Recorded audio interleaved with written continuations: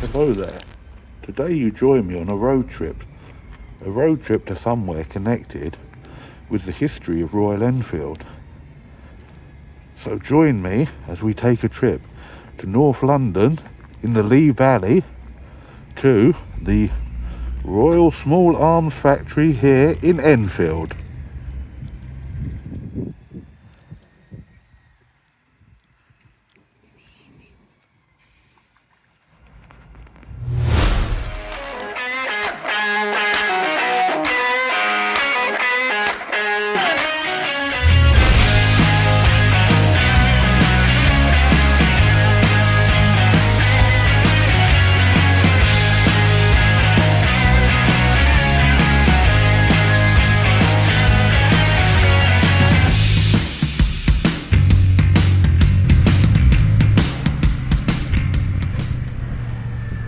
So here you join me riding through the town of Epping on the Essex-London border. There's not much to it. It's a straight road and a high street, a few offshoots here and there, next to Epping Forest, which is an old hunting forest. We shall see a bit about that in a while. For those that like history, Epping was the parliamentary seat of the British Prime Minister Sir Winston Churchill during World War II. We shall see up ahead on an M&S food shop there is a blue plaque commemorating this. There's not much else to Epping. There's a church and a tower, and then you get out into the forest itself.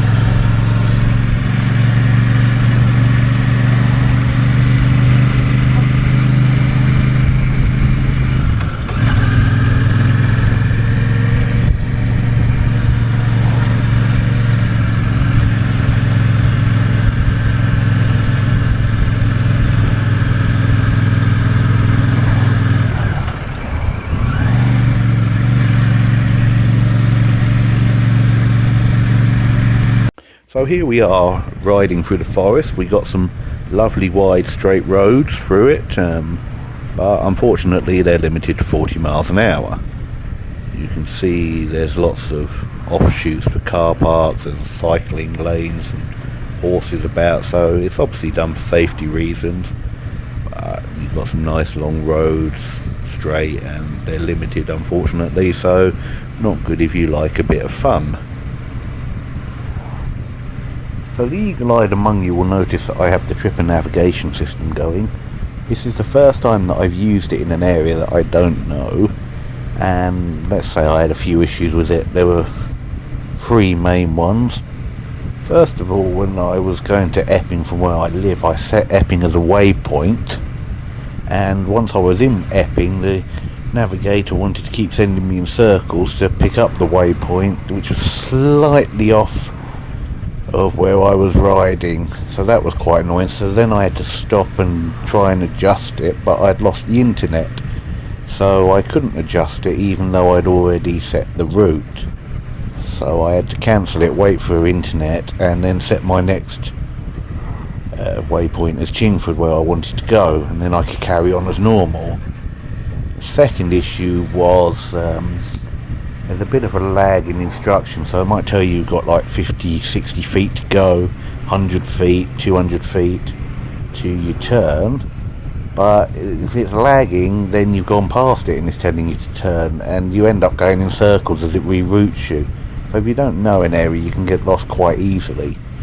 Third issue was, and I'm not sure whether this is Royal Enfield's fault or Google Maps, it would often tell you to take the third exit to go straight when it meant the second exit. So I think it's classing the exit you've come on as number one. The second would be turn left and the third straight on in that case. So again, if you're not paying attention, you could easily end up turning right at every roundabout and get lost quite easily. So it's I suppose it's a useful tool to have. It does absolutely drain your phone battery though. It used 30 something percent on a half-hour ride. On the ride back when I wasn't using it, I used about 2 or 3% battery life, so yeah, it's going to drain your phone very quickly, so you'd have to definitely have it plugged in and hope you don't lose signal, hope you kind of know where you're going.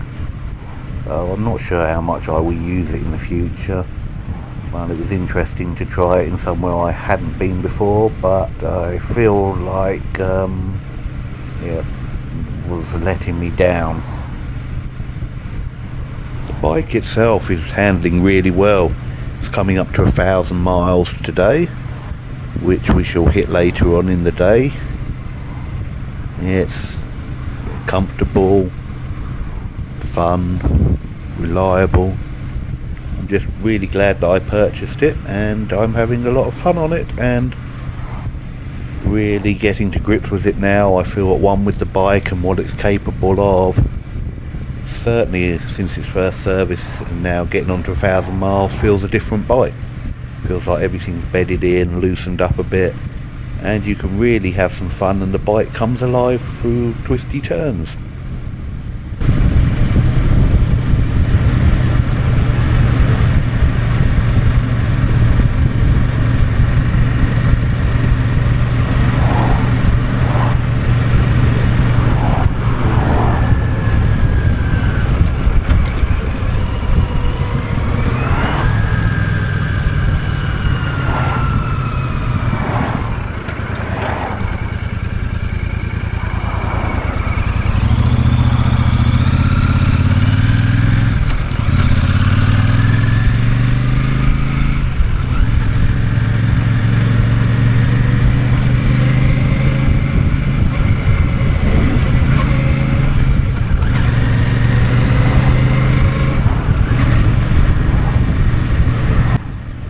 So up here on the right you will see we're coming up to an interesting building.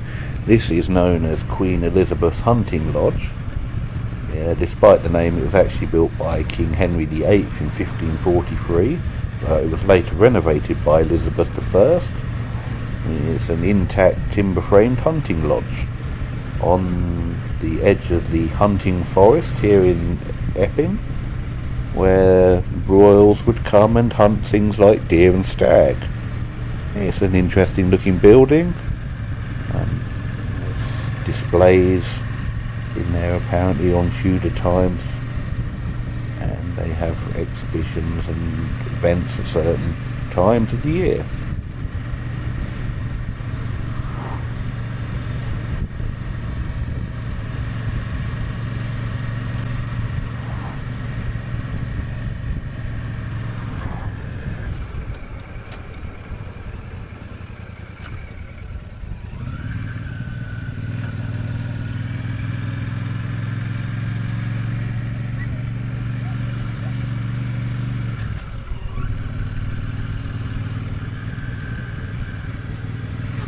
We are right on the edge of London here, and it's interesting. We shall go from this Tudor building in the middle of nowhere, it seems, with the vast sprawling forest, straight into the urban sprawl of terraced houses and roads as we approach Victorian times onwards.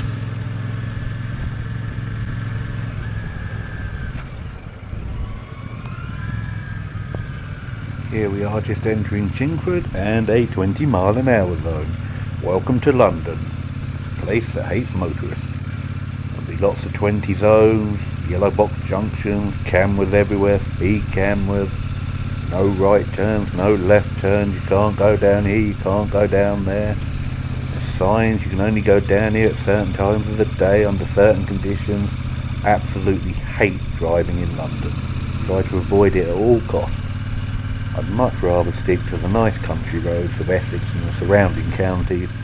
But here we go. Unfortunately, Enfield is in now North London. Used to be Middlesex. Look at this person just pulling out, not really looking. Same with some cyclists there, but whatever. London for you. Yeah, it used to be Middlesex, now North London. So unfortunately, we can either take the M25 or come through here. We moved on a bit, we're going down the hill. There was a nice view of North London up ahead, but this is what I think of North London. Wide open spaces, row after row of terraced houses, nice houses that are built from Victorian times onwards, but then the ugly blocks of flats that are coming from the war period. So yeah, hopefully never have to come here again, but some people love living here.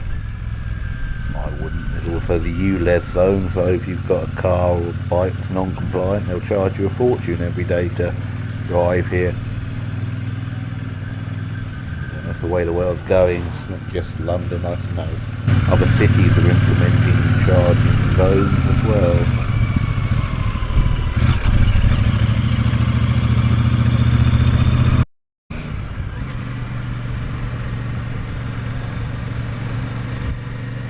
I absolutely hate driving in London. I think in the 20-something years that I've been able to drive, been 3 or 4 times maybe.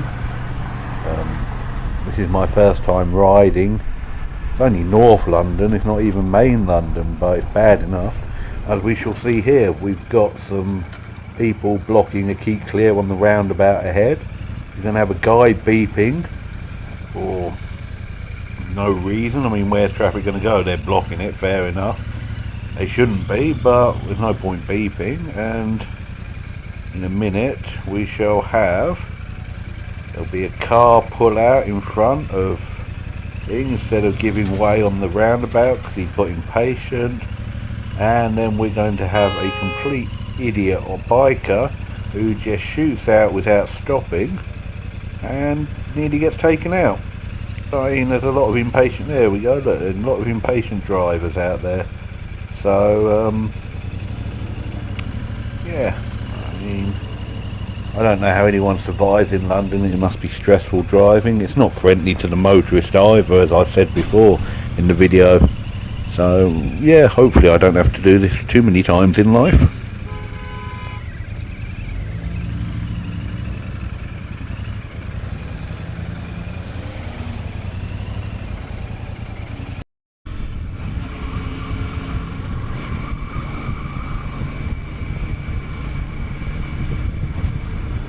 We've got something of a rarity in here in London, a clear bit of road, so we can get up to 40 miles an hour.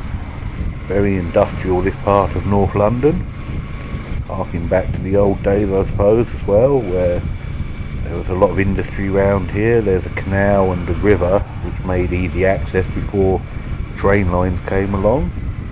We're heading here towards the site of the Royal Small Arms Factory. We shall cross over the River Lee onto an island where the site is based.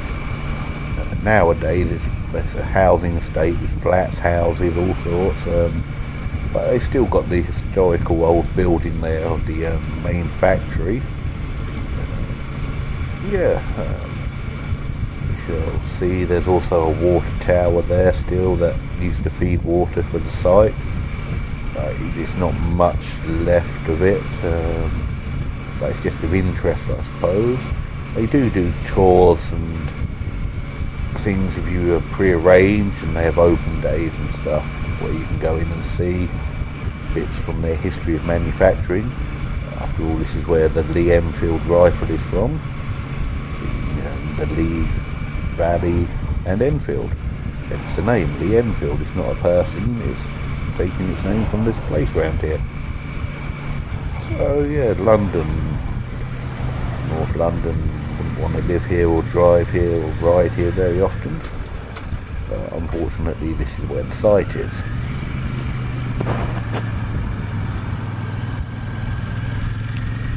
So here we are, we're about to cross over on the bridge going over the River Lee. One part of it splits round the island.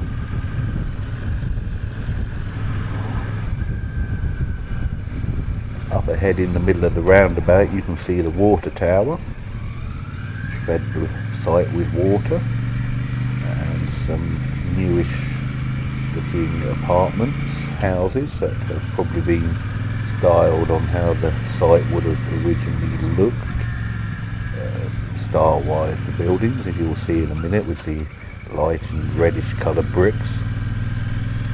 So as we come round here, on the right hand side is where the Royal Small Arms factory is. Behind these reeds there's a bit of a canal, buildings. As we get into this gap up here, it is where you'll start to see the old buildings in sight. Here we are. The old phone box there. And this is the site of the Royal Small Arms factory. You can see the tower there, main part of it with its clock. With the basin of the canal there. We turn into here, these were some old buildings for different parts of the site which have now been converted into homes. A lovely Jaguar coming up here, done out in British Union Jack colours. Very nice. I do love a good Jaguar. Very nice there. And as we come round here you will be able to see the remnants of the main factory building. And we shall stop the bike and have a closer look.